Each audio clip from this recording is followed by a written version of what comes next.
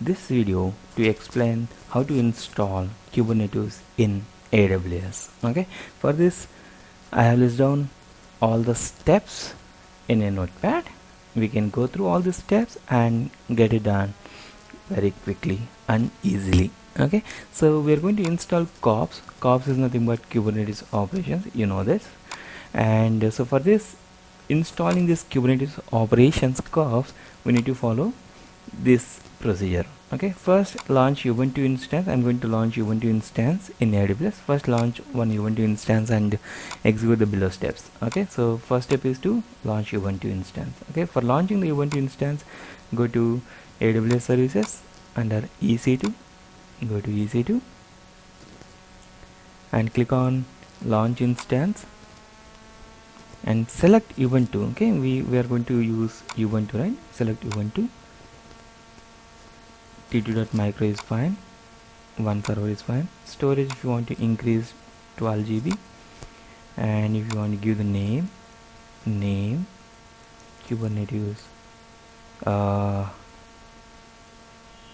yeah, the DevOps world Kubernetes demo.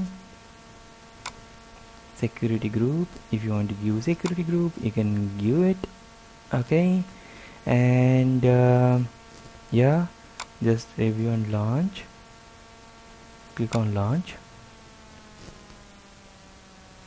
select this PVK, launch this instances.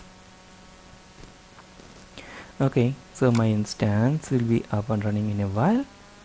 And for this instance is okay, once this instance comes up, then we have to go to the next steps. Okay, next we'll be installing KOPS and then AWS CLI for interacting with AWS, and we are going to configure this AWS CLI, and then kubectl installation. Kubectl is nothing but Kubernetes command line interface, and then yeah, we also have to create AWS bucket, S3 bucket, right?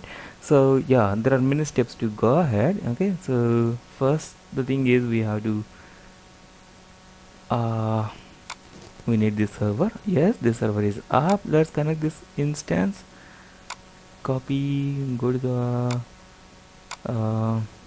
putty session, open that, and then data, you have to give Ubuntu as user, and under SSH authentication, select PPK file, open that.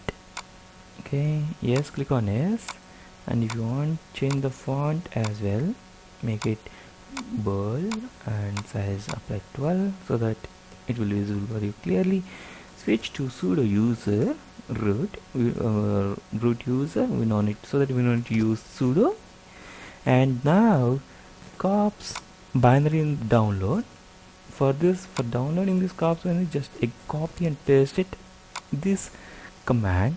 I will also paste these commands in the description of this video. You can also do the same thing, copy and paste it. AWS CLI setup. For this we need to install Python pip. Okay, so you can execute these things. Python pip will get installed. First it is updating the apt-get. Now I think yeah, Python pip is getting installed, and once that is done, AWS CLI should get installed. Let's see. Yeah, whether it is installed or not. AWS -- version. If you are able to see the okay, pip has not yet installed this AWS CLI, so install it. Pip install AWS CLI. Yes, yeah, here y is not required here.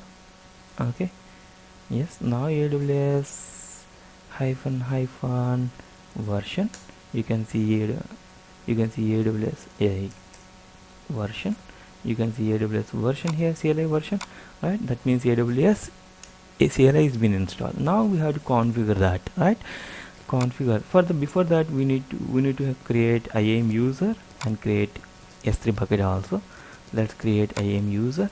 So for that you have to go to IAM, click on IAM. Okay, and I already opened here IAM. Let me close and open it for you again. So IAM, open IAM, and parallelly open S3 also. I'm opening both the things in the next tabs. IAM, create user here, add user. There are no users right now. You can click on add user, click on username KOPS. Username is KOPS. Programmatic access, this is the one we want. Access key and security for access for connecting with CLI. We need this one. So go to the permission, attach the policy. I'm going to give administrator access for this one. Next, preview. I'm going to give admin access for this user. Create user. So you can download these credentials. Okay, anytime and keep it saved here. Okay, so these are the credentials for this user. You can also click on show here.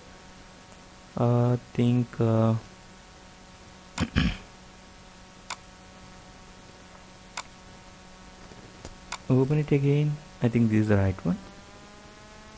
Okay, you can also see the same data is also available here also. Okay, so one more thing, you should never ever reveal this access key and security key to the public, because these are like credentials. Okay, so I'm showing it because I will also delete this user post this demo. Okay, don't ever reveal this access key and security key to anybody. Okay, and yeah, our user is ready. And now let's create S3 bucket also here. Create S3 bucket. S3 bucket name, you can mention whatever the name is. I think I'm using this bucket name. Give the bucket here. Okay, this is the bucket name. And go to the next. Go to the next. Enable. Okay, yeah, I think it's fine. Go to the next. If you want to enable the version, yes, this is mandatory to enable the version options. Okay, versioning, keep all the versions in this bucket. Enable. Okay, next, create bucket. My bucket is ready. This bucket is installed. You can also see the properties here. So yeah, it should have been enabled, I think. If not, just click on this, enable versioning of this bucket. Make sure you are enabling the version for this bucket. Okay, so my bucket name is this one, and my username is KOPS, and I already have the credentials here. Now go to the next step. Right, now go to the next step, that is AWS configure here. Okay, so AWS configure, just click on AWS configure. These are like inputs which I had given last time. So just run AWS configure there, and now access key and security key, you can find the key access key here, enter that, and secret access key, copy and paste this one also. Now default region you can find it here, US East 1, enter none. Okay, so AWS configure is also ready now. Next step is to install kubectl. It is like Kubernetes command line interface. Install Kubernetes command line interface kubectl, and generate the key as well, SSH key, because it needs this key for generating the passwords. And yeah, this has been already done, right, as part of the third step itself, right. And so now environmental variables, make sure the bucket name, what is the bucket name we created here? KOPS state Advit bucket, right? KOPS state Advit bucket. Yeah, these two variables export in the user here, export these two variables here, right. And once it exported, Once exported, uh, these variables are available only in this session, but if you want to make these variables to be available even in future, good to update these variables in the .bash rc and .profile also. Let me also do that. Vi .bash rc, so that in future, um, even if you reconnect again, these variables will be automatically loaded into your shell. Okay, yes, it's been saved. At the same time, I'm also going to save it in the bash or profile file also. Profile, save these two. So okay, good. Now yes, 6th step is also done. Now just run the create cluster command. This is the command which helps to create the cluster. Cluster is nothing but master and nodes, and Kubernetes will have master and nodes. There should be one minimum node and one or many. Okay, so it can be thousands also, and master node size. Okay, each node is one instance, right? So node, I have selected t2.micro, which is eligible for a free tier. Even for the master, I selected t2.micro, but I can advise you to go for t2.medium, okay, instance minimum, so that you can have minimum 4 CPUs. It will be more and efficient. Okay, if you are looking for, if you are just for practice without investing money, then in such scenario you can go for t2.micro. Okay, let it be that t2.micro. Okay, so copy and paste the same command. Okay, so this is instance type, this is instance count, this is instance node type, this is master type, where in which zone, and what is the node of this cluster. Okay, we have already declared as a variable here, right? So kops create cluster, enter this. Okay, so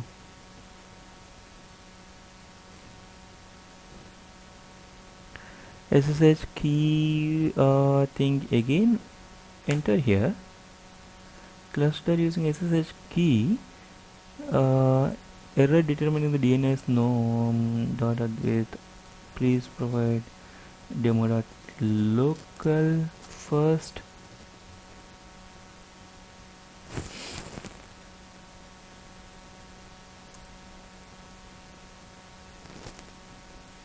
Maybe, yeah.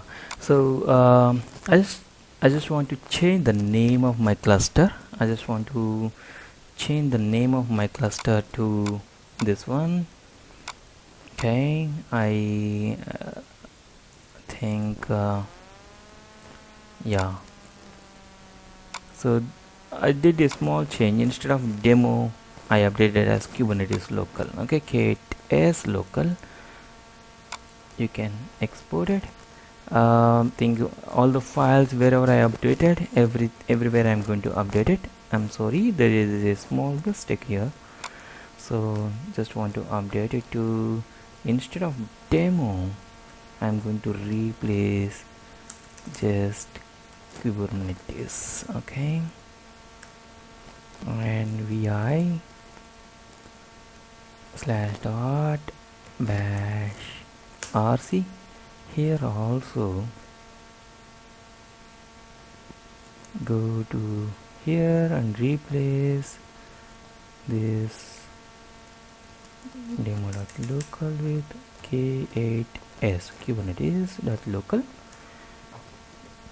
Okay, so now my cluster name has been renamed Kubernetes local. You can see the variable echo dollar this one, right? Good. Kubernetes local instead of demo local. Use Kubernetes local only. Okay, and yeah, now you rerun this command, Kubernetes create cluster. Yes, it has created the cluster. If it is showing finally configure your cluster with KOPS update, if you wanted to if you wanted to edit, you can run KOPS edit cluster name if you want to edit. So it's always here, it is showing suggestions, right? Okay, edit your instance group, edit your cluster. Okay, if you want to edit this cluster, just run this command. You can review it. Okay, and if you want to edit the nodes, you can run this command edit ig. So if you want to edit the nodes, mission type as t2.micro, maybe in future you want to resize it, okay, you can edit it. I don't want to edit it anything, I just wanted to run as it is like that. Finally configure your cluster with this one. So then the next step is you have to run this one. Okay, so if you don't want to edit, you no need to execute this command. Now it has just prepared this YAML files configuration. Now you have to run the same command, update cluster -name cluster name -s with the extension of -s. Okay, now only it will go and create the cluster. Okay, so run it. Now only it's going to execute the cluster. Okay, yeah, I think it's going to create the nodes.advit.kubernetes local, masters.advit.kubernetes local to be ready. Okay, it's going to launch 2 instances in my AWS. Now you can see, you can go to the AWS, you can see in the instances, just refresh this page, you can see 2 servers are getting prepared, right? You can see these 2 instance t2.micro, one is master, one is node. Okay, so yeah, my cluster will be up and ready in a while. Okay, yeah, what's our next step? Next step is yes, it's done, cluster is running. So finally it should show like you have to validate. Okay, once it is up, to validate this cluster you have to execute KOPS validate cluster command in your Ubuntu mission. Execute KOPS validate cluster. So it is not at up and running, right? It will take time, it will take some time. Okay, once it is up and running, you should be able to see the output. Okay, I'm going to pause the video for saving some time for you. Yeah, after 5-10 minutes, if you run the same command validate cluster, you should be able to see your cluster with kubernetes.local is ready. Okay, so yeah, once it is ready, if you are able to see this message, that means that your cluster is fine. Okay, you can also see these servers are up and running successfully. Okay, all the initial checks are also fine, right? So this is your master, this is your master, and yeah, this is your node. Okay, so these are the part of cluster. Okay, yeah, now next step, to launch it, to deploy into the dashboard feature for your Kubernetes, run this command for enabling dashboard for your Kubernetes. Run this command. Okay, so service has created for enabling dashboard. Okay, so edit security groups for this. Okay, from anywhere to open this, to access this, right? Okay, to access this URL, you have to use HTTPS. So 443 has to be open for your master. Okay, so edit master security group, go to the master, and what is the security group for this? Go to the security group, this is the security group master, and click on edit, go to the inbound and edit, and for HTTPS, instead of custom, make sure it is anywhere, click OK, save. Now once it's saved, open master URL, copy this and go to the browser, https:// give the host name :443/UI. Okay, so it will ask the permission like this. Okay, self-sign certificate, you can view the certificate and sign. I can understand this risk, click on that. Yes, you want from this. So once it's done, it is asking for the user ID and password. Okay, user is by default admin. Password you have to get it from the event server here. Okay, to get that password, here is a command. Okay, get the to get the admin user's password, execute this command. Okay, execute this command or this command. Okay, so execute this command to get the password. So this is the password. You can make a note of this password here. Okay, you can make a note of that and admin and give the password. Click on sign in here. Okay, so now to log in, to sign in to the user, okay, again you have to give token here, authentication. Okay, through the token. Okay, you have to generate a token and for sign in. Okay, yeah, we have launched it, and for generating the token generation you have to execute the command get secrets admin type secret of this one. Okay, execute this command to get the token of that user, admin user. Sorry, I'm going to run this command. This is the token. You can make a note of this token also for your future. Okay, so yeah, token, and paste the token here. Click on sign in now. So now you should be able to see your Kubernetes home page here. Okay, so you can as usual, now hereafter you can go to the deployments. You can see the pods, you can see all the deployments, you can see cron jobs for scheduling. Okay, so all your replica sets, replication controllers, ingress services, configuration maps, all the administration settings, everything. Okay, so whatever you wanted to do in Kubernetes, now you should be able to do that. Okay, so this is how we can install the Kubernetes in AWS.